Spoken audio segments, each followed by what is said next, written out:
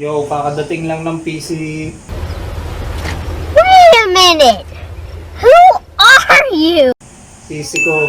Check lang natin. Ayan, na-unbox natin. Ito, yan. Unbox natin kasama to. Na pa. Yo, gagamit tayo ng special unboxing. Ano yung Si model Source. mo? Banggitin mo yung model mo. Tsaka na natin ba?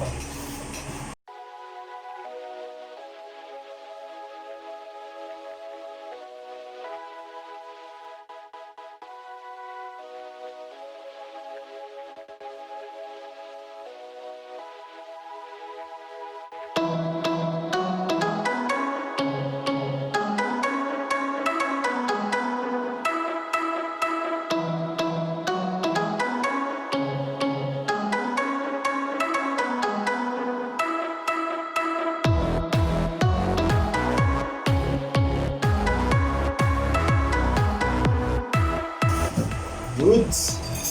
Hindi ako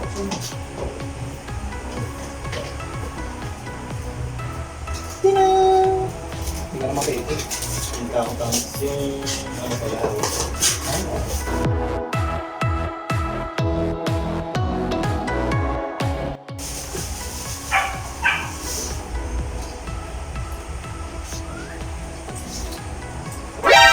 Bruh.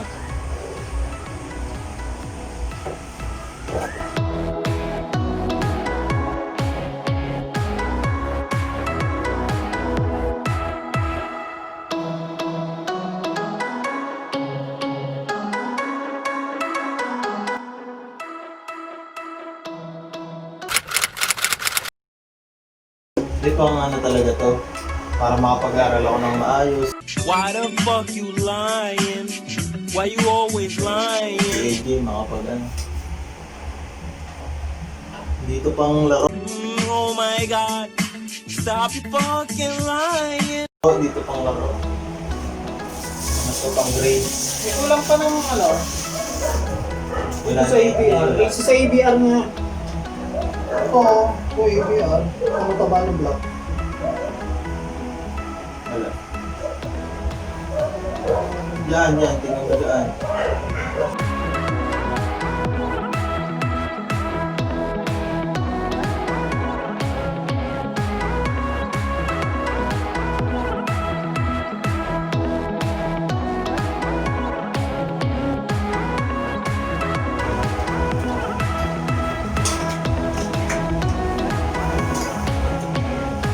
So, kung nakita yung menu mo?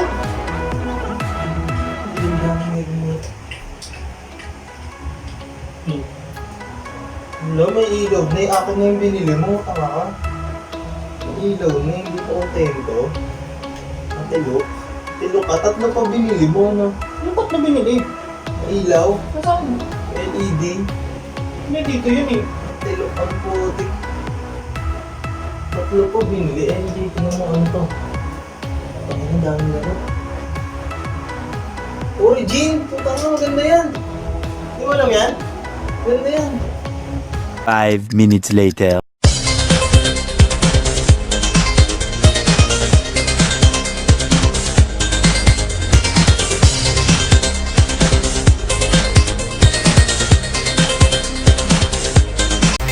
Masasabi mo yung smooth? Smooth ba? Smooth?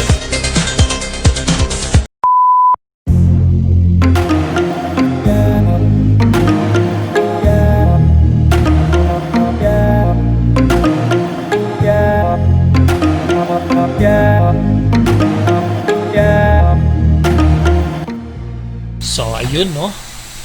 Ito na nga yung ating PC build. So, sa unit niya, ito yung kanyang PC specs, yung mga sumusunod na yan, yung mga components na yan. So, total price ng components o yung mga parts na nabuo sa kanyang unit is worth 31,500 pesos nung sinerch ko siya sa Lazada. Sa Lazada ako nag-base. Okay? Siyempre, meron sila nakukuha nandiyan sa Gilmore na mas mura. Next is sa peripherals naman. Yung peripherals niya ay nagkakahalaga ng 6,000 pesos. Yung monitor, yung keyboard, and yung mouse. Hindi ko na sinama yung freebies ni sir kung kanino ko nakuha ito. Nasa description na lang. Hindi ko sinama yung mousepad, freebies yun, tapos yung headset. Okay, so etong PC na to, binili ko sa, naghahanap ako dun sa may marketplace, dun sa group ng Gilmore, na nakita ko nga si Sir Moto Wilz. So all in all, ang bili ko sa kanya nito is 40k. Okay, 40,000. So kung titignan nyo maigi, pag kinumpute yun lahat, kung bibili ako, kung ako yung mismo magbibuild nito, 38,000. Okay, syempre yung 2,000, magiging ano na yung sa service natin, doon sa nag-build ng PC na. Syempre yung service niya, yung siya yung naglagay ng OS na to, yun na yung OS, then nag-request pa ako ng downloads like yung sa mga games na kailangan ko talaga. Then yung dalawa, yung pang-edit ko, Adobe Illustrator, Photoshop, yun, request ko yun. Kahit wala sa previous yun. Pero since napagbibigyan naman, ayun, meron din mga nakapansin. Okay naman daw, hindi talaga nanaga.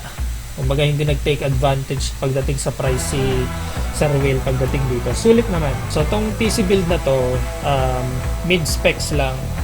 Hindi siya high-end PC siya, pero okay na rin. For gaming and streaming, tinry ko. Smooth naman. Kahit sa GTA 5. Then nag-try rin ako mag-edit sa Filmora 9. Kahit maraming tabs na naka-open. Then naglagay ako ng maraming sources ko ng medias. Hindi siya naglalag. Talagang pagka ginagamit ko is very smooth naman.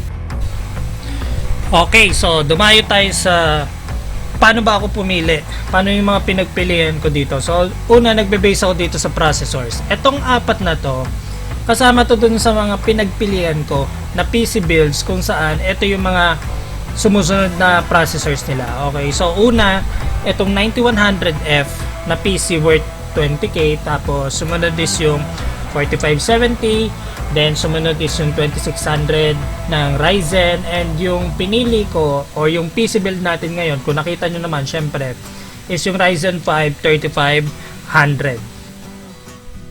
So dako tayo dito sa benchmark. So di ba meron ako pinakita na apat na processors, dalawang Intel, then dalawang AMD.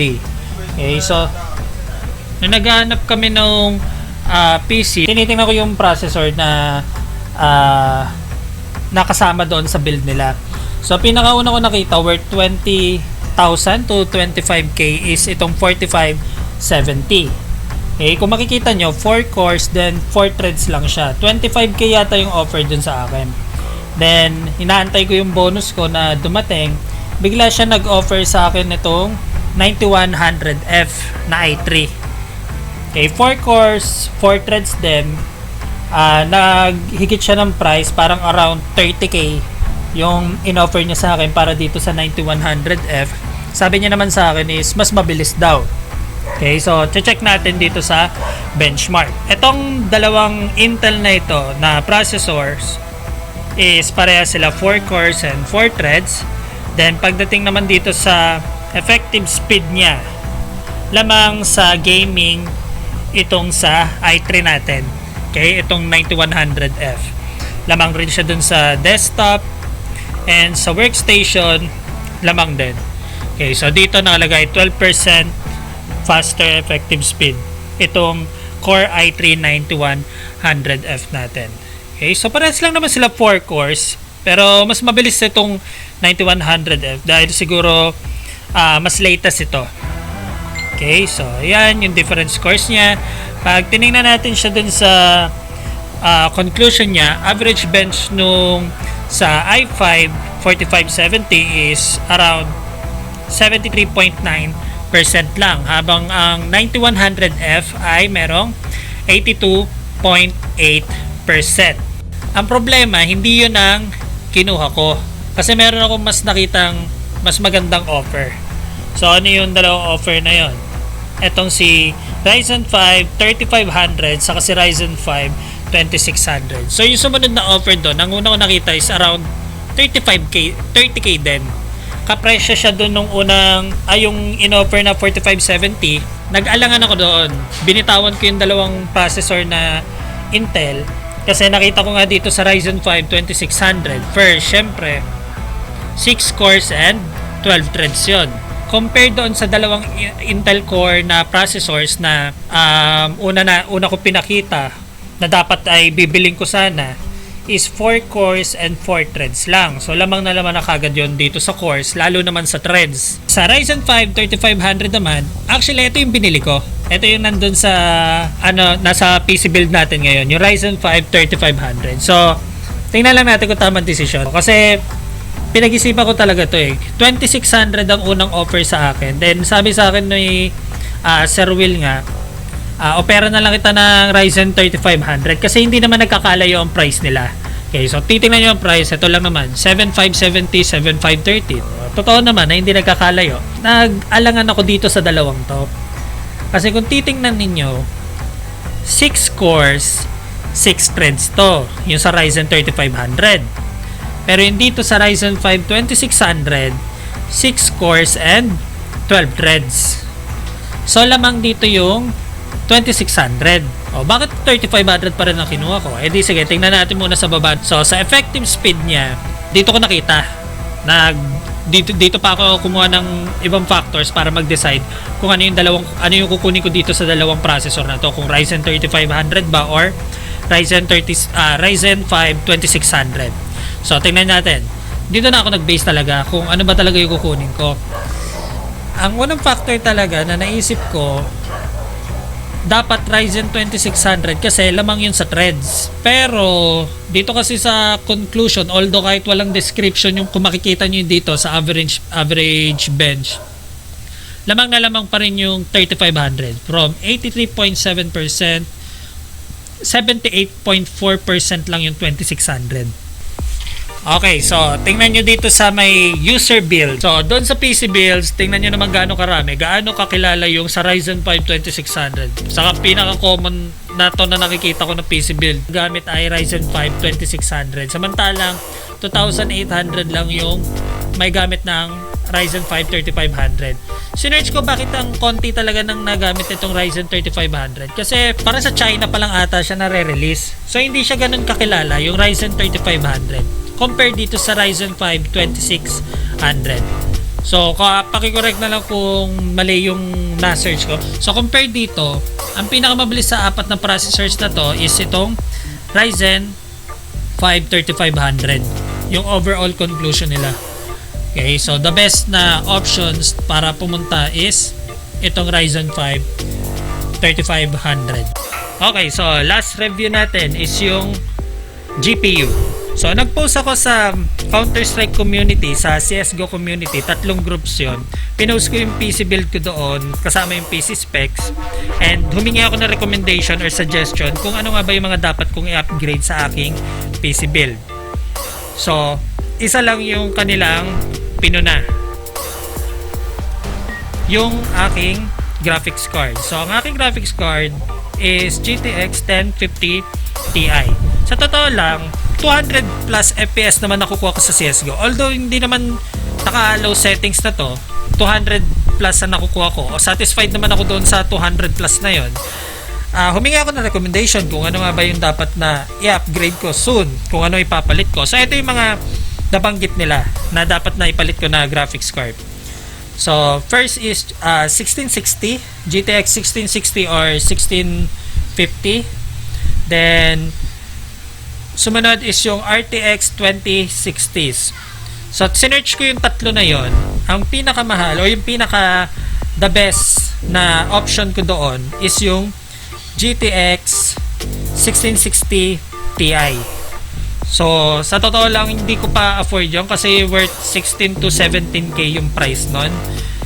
At itong graphics card ko, which is yung 1050 Ti, is around 9k lang. Pero soon, baka ibenta ko rin tong 1050 Ti ko, then papalitan ko rin sa 1660. Saka CSGO lang naman ang laro ko, hindi naman nagre-require siya ng sobrang taas na graphics card. Pero kung gusto ko syempre ng high FPS pa, high video settings, syempre upgrade ko din. Saka nilalaro ko rin kasi yung ibang laro dito, yung GTA and yung sa Call of Duty.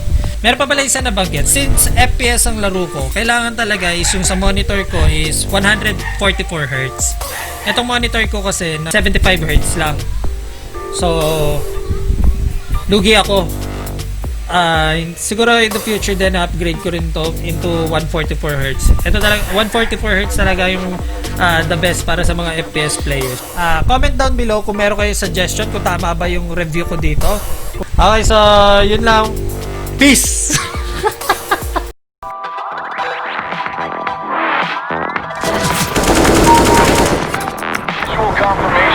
Where are you guys going to go? Rescue!